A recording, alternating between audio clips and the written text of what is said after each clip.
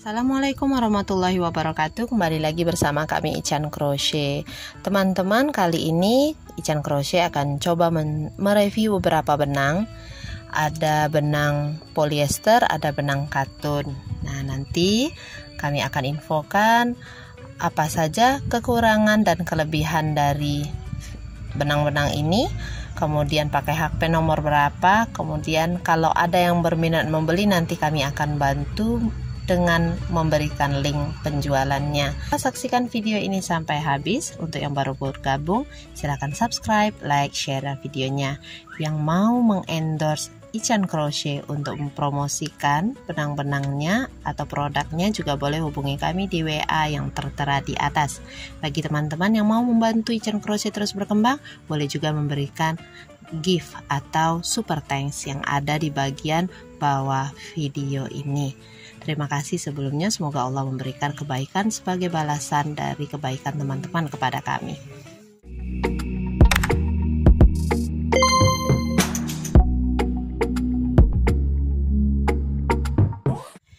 Benang yang akan kami review pertama yang ini teman-teman ya. Ini adalah benang milk cotton impor, tapi harganya lokal, murah meriah. Benang milk cotton ini yang saya beli yang ukuran 3. Kalau yang ukuran 5 hasilnya akan lebih tebal dan lebih kaku ya, dibandingkan kalau benangnya lebih kecil. Nah, ini saya nggak punya gulungannya lagi, pakai produk gagal aja yang ini teman-teman ya, contohnya. Nah gitu, ini yang 5, ukuran 5 pli ya. Ini yang saya beli sekarang itu yang ukuran 3 pli, jadi lebih kecil untuk ply benangnya. Lihat nih, lebih kecil ya. Oke, kalau yang 5 pli biasanya pakai hakpen nomor 5, nomor 6 atau nomor 7. Nah, kalau yang 3 pli ini hakpen yang dipakai itu nomor 3 atau 4 ros atau 2,5 mm sampai 3 mm. Jadi ukuran benangnya itu sama dengan benang poliseri. Ini keunggulannya, benang ini lembut di tangan, tuh lembut, enak untuk dirajut. Apalagi kalau kita masih pemula dalam merajut, benang ini bisa banget untuk dijadikan bahan pembelajaran pertama. Kemudian benang ini juga warna-warnanya itu menarik teman-teman. Sayang banget saya cuma pesan 4 karena tadinya saya kira helaiannya ini hampir mirip saja dengan yang 5 pli ya. Ternyata memang lebih kecil dan lebih menarik untuk dirajut. Keunggulan yang lainnya ya, ini pakai untuk wearable bisa, untuk bikin yang project-project lainnya juga bisa. Jadi keunggulannya dia lembut, adem, warna-warnanya menarik. Kemudian bisa dibuatkan menjadi berbagai project. Contohnya yang wearable. Wearable itu maksudnya yang enak kita pakai. Jadi kardigan, sweater, kupluk, kaos kaki, sepatu bayi, selimut. Ya, ini bisa. Untuk dibikin souvenir tas-tas mungil, pouch-pouch mungil, tas HP, ini juga bisa. Oke, ada gambaran ke sana. Untuk bikin peci, topi, ini kayaknya bisa menjadi solusi untuk teman-teman kemarin yang bertanya kenapa saya lebih sering memakai benang poliseri Onitsuga. Jujur saja saya cuma taunya benang itu yang enak untuk dipakai menjadi peci, makanya saya pakai benang poliseri. Saya sudah pernah pakai polylemon dan itu menurut saya masih unggul poliseri. Nah, maka dari itu saya banyak menggunakan poliseri.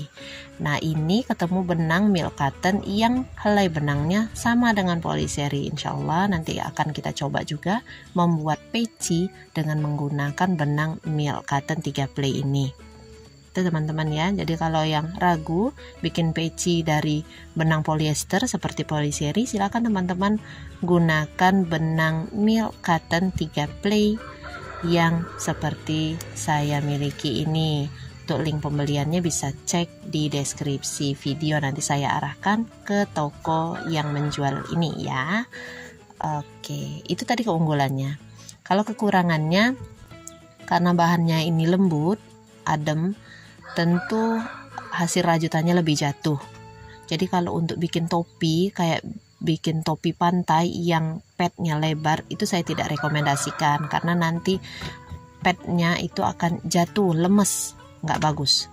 Kalau sekedar teman-teman bikin jadi topi kupluk, bikin topi bucket hat, itu masih bisa. Oke, kemudian benang ini yang namanya milk cotton, sejauh yang sudah saya coba itu cepat memberundul. Jadi kalau udah dicuci berkali-kali nanti dia akan berundul. Berundul itu yang kayak gini teman-teman tuh. Ada kayak berbulu-bulunya itu. Nah gitu. Tapi berbulunya ini nggak lepas-lepas kayak wool sheet. Jadi masih enak aja dipakai. Cuma berundul gitu. Nah itu kalau milk cotton tuh ya. Jadi lemes, nggak cocok untuk project-project yang kaku, yang kita pengennya tebel kokoh kayak tas, pengen yang kokoh gitu tapi tanpa furing itu nggak bisa pakai milk cotton yang kayak gini ya. Mana terlalu kecil, terus mana helai benangnya terlalu kecil, dan ya itu tidak kaku, lemes. Untuk topi pantai itu juga tidak saya rekomendasikan ya. Terus cepat berundul, jangan dikasih pemutih teman-teman ya, nanti takutnya luntur warnanya. Nah kalau sejauh yang pernah saya coba, warna-warna dari milk cotton ini lumayan tahan lama, tapi kendalanya hanya satu, di itu dia berundul itu aja. Selebihnya tetap masih enak dipakai, masih nyaman. Terus kalau untuk dibikinin peci, topi atau kaos kaki apa nggak cepat kendor? Cepet dong ya. Namanya rajutan itu tentu akan cepat melar. Makanya untuk bikin kaos kaki, bikin topi yang teman-teman maunya stretch, yang tahan lama, nggak kendor, itu perhatikan penggunaan stitchnya, jenis tusuknya perhatikan, kemudian harus dikasih alternatif pakai karet elastis.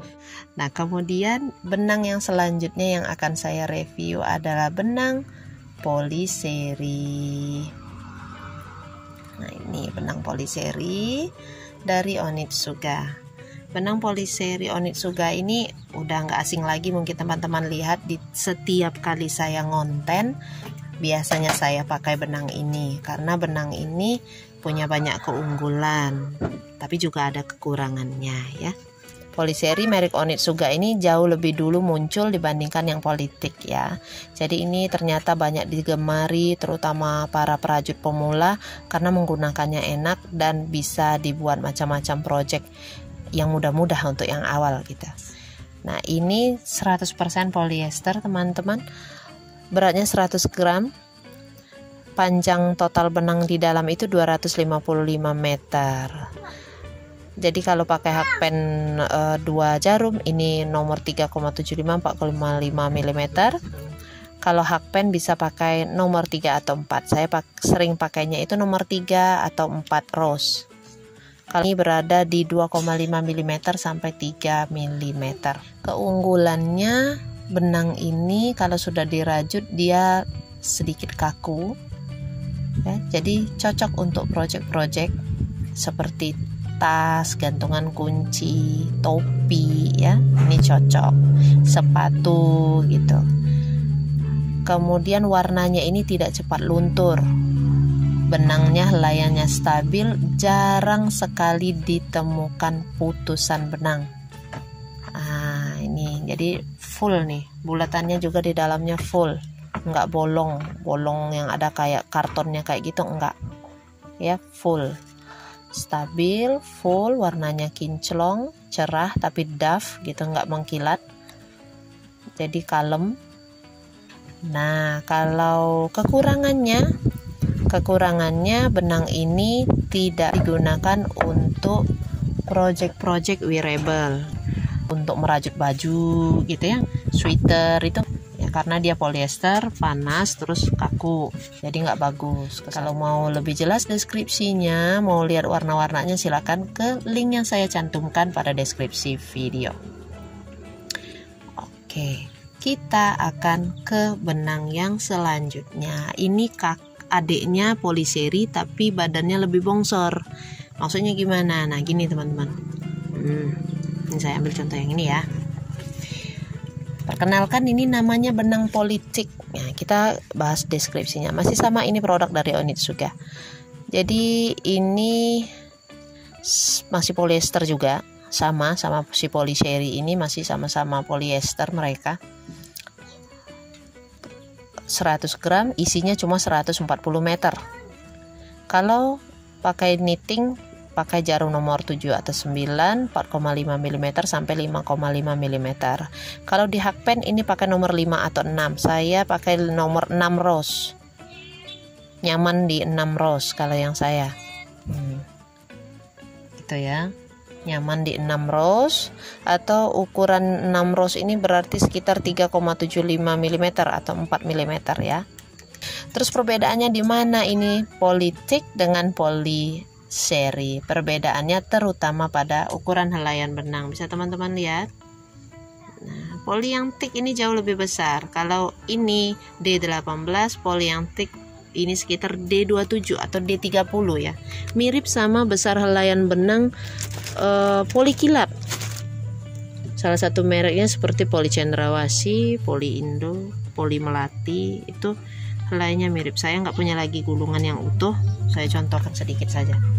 Nah, ini poli ombre, poli kilap. Nah, ukuran benangnya sama dengan jenis poli yang thick ini. Nggak kelihatan ini. Nah, nih. Tuh, sama kan? Gitu. Tapi warnanya ini berbeda dengan poli kilap. Kalau poli kilap kan mengkilap teman-teman ya, mengkilap kinclong gitu. Jadi kalau dirajut bikin project itu kelihatan mewah kalau poli kilap ya. Nah, yang poli yang thick ini meskipun besar helaiannya benangnya sama besar dengan poli kilap, dia lebih kalem, warnanya doff, sama kayak poliseri, nggak mengkilap. Nah, itu ya. Itu untuk deskripsinya.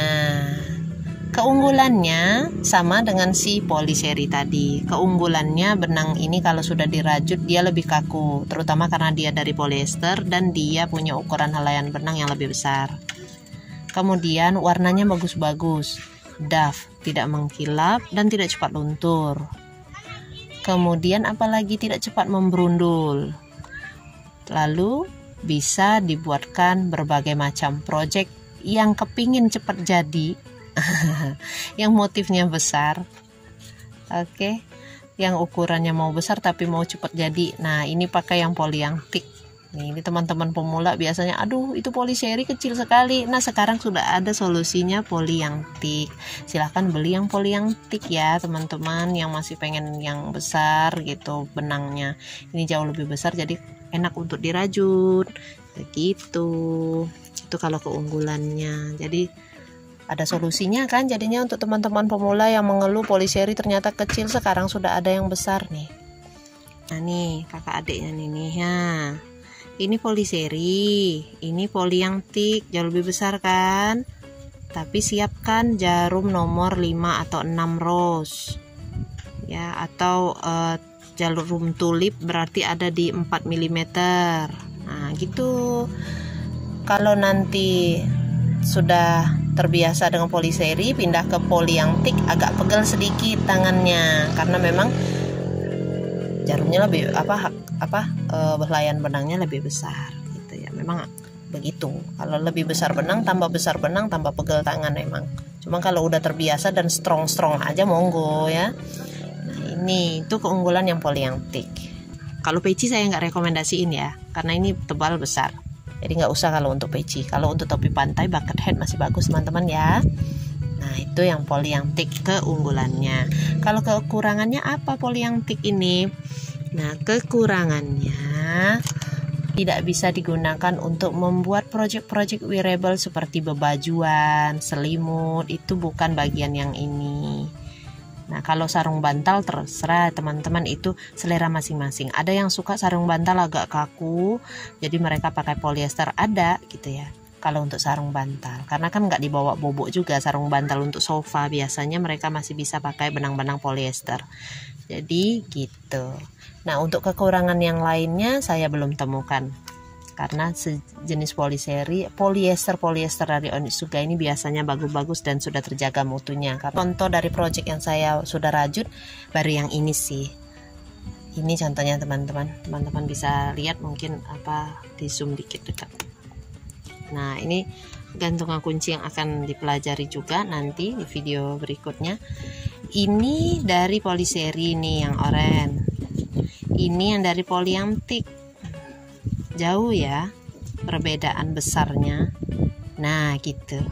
Jadi kalau teman-teman misalkan merajut peci menggunakan tutorial saya yang poliseri, teman-teman gunakan benang yang politik, tentu akan jauh lebih besar nanti ukuran yang akan jadi dengan menggunakan tutorial memakai poliseri. Jangan ya, tolong untuk tutorial-tutorial itu teman-teman harus sebandingkan antara benang yang dipakai dengan pola yang dipakai. Patokan utama adalah patokan satuan internasional, yaitu ukuran panjang, bukan hitungan stitch benang. Nah, nanti saja kita bahas yang itu di video-video selanjutnya. Untuk video kali ini cukup sampai di sini. Silakan teman-teman beri pengalaman, saran, komentar, kritik, dan subscribe videonya. Jangan lupa di like juga. Di kolom komentar silakan cantumkan saja komentar-komentar yang membangun teman-teman ya, atau kritik dan saran. Demikianlah teman-teman untuk video kali ini. Terima kasih sudah menonton sampai habis. Semoga info yang saya sampaikan dapat berguna dan bermanfaat untuk kita semua. Insya Allah kita akan ketemu di video-video berikutnya dengan proyek-proyek baru menggunakan benang-benang ini. Jazakumullah khairan katsira. Wassalamualaikum warahmatullahi wabarakatuh. Dah.